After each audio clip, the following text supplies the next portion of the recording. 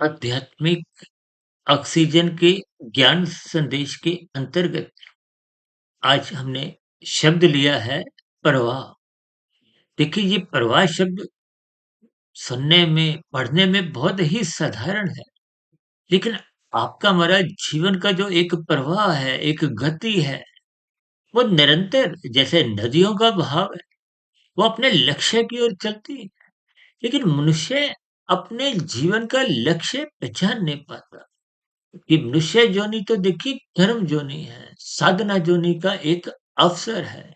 और यदि आपका हमारा मिला हुआ जीवन परमात्मा के ओर यानी कि मोक्ष प्राप्ति की ओर आपके हमारे जीवन की गति नहीं होती, आपके हमारे जीवन की दिनचर्या का प्रवाह परमात्मा की ओर नहीं होता।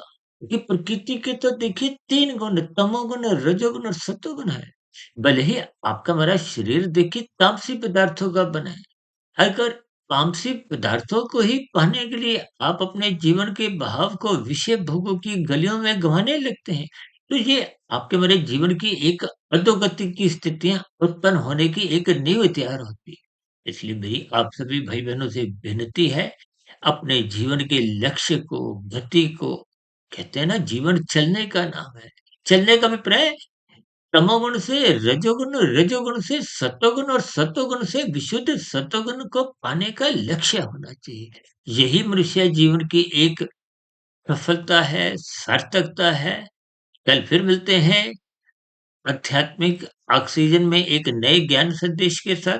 तब तक सुधीर भाटिया फकीर को इजाजत दें। नमस्कार।